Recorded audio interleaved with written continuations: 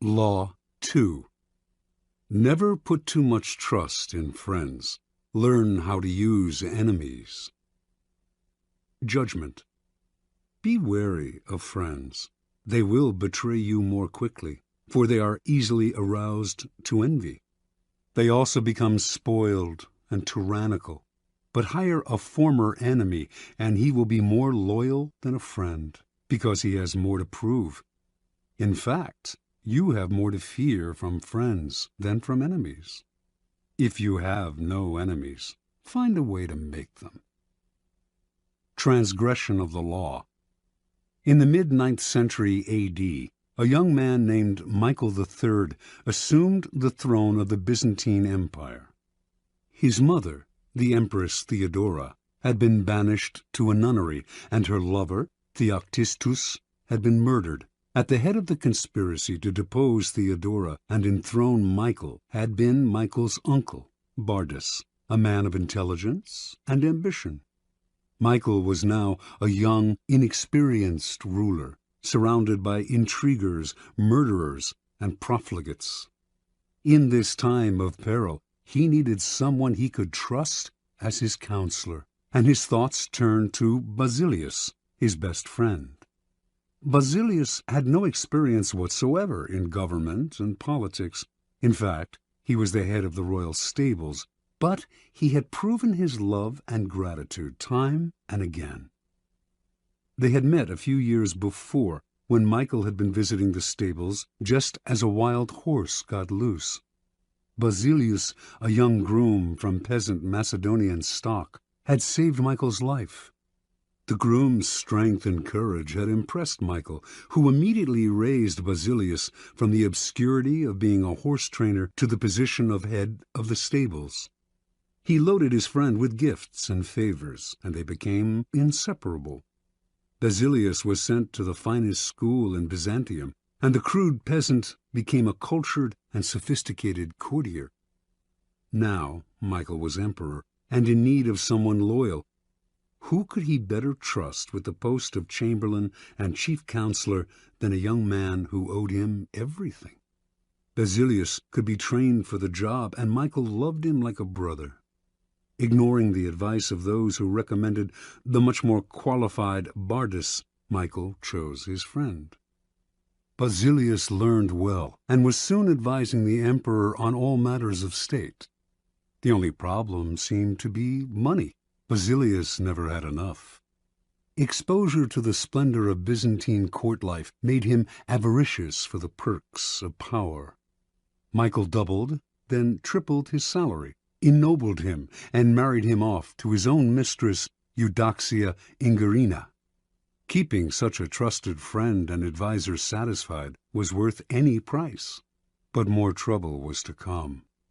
Bardas was now head of the army, and Basilius convinced Michael that the man was hopelessly ambitious. Under the illusion that he could control his nephew, Bardas had conspired to put him on the throne, and he could conspire again, this time to get rid of Michael and assume the crown himself. Basilius poured poison into Michael's ear until the emperor agreed to have his uncle murdered. During a great horse race, Basilius closed in on Bardas in the crowd and stabbed him to death. Soon after, Basilius asked that he replace Bardas as head of the army, where he could keep control of the realm and quell rebellion. This was granted. Now Basilius's power and wealth only grew, and a few years later Michael, in financial straits from his own extravagance, asked him to pay back some of the money he had borrowed over the years. To Michael's shock and astonishment, Basilius refused, with a look of such impudence that the emperor suddenly realized his predicament. The former stable boy had more money, more allies in the army and senate, and in the end, more power than the emperor himself. A few weeks later, after a night of heavy drinking, Michael awoke to find himself surrounded by soldiers. Basilius watched as they stabbed the emperor to death. Then, after proclaiming himself emperor, he rode his horse through the streets of Byzantium, brandishing the head of his former benefactor and best friend at the end of a long pike. Interpretation. Michael staked his future on the sense of gratitude he thought Basilius must feel for him.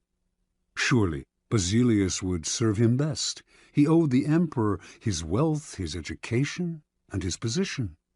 It was only on the fateful day when the emperor saw that impudent smile on Basilius's face that he realized his deadly mistake. He had created a monster.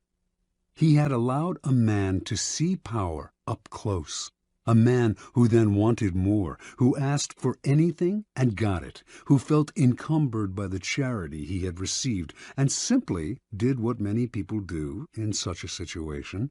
They forget the favors they have received and imagine they have earned their success by their own merits. At Michael's moment of realization, he could still have saved his own life, but friendship and love blind every man to their interests.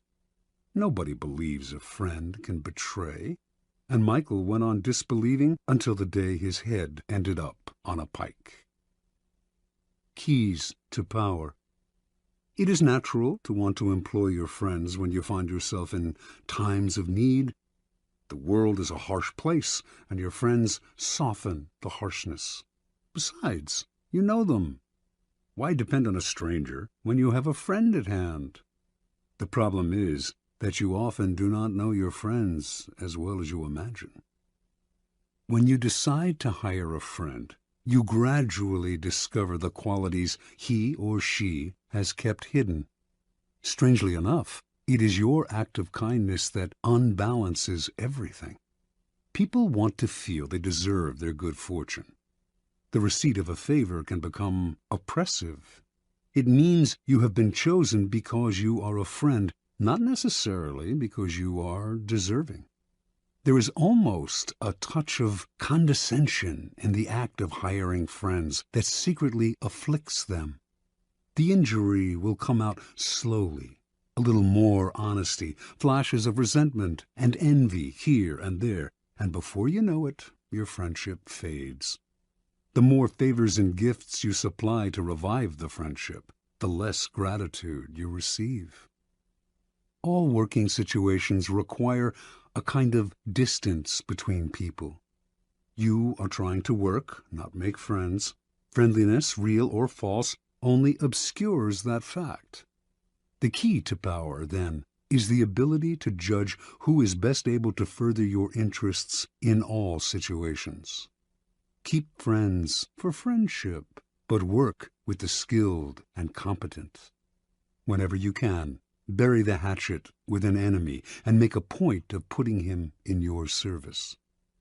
Never let the presence of enemies upset or distress you. You are far better off with a declared opponent or two than not knowing where your real enemies lie. The man of power welcomes conflict, using enemies to enhance his reputation as a sure-footed fighter who can be relied upon in times of uncertainty.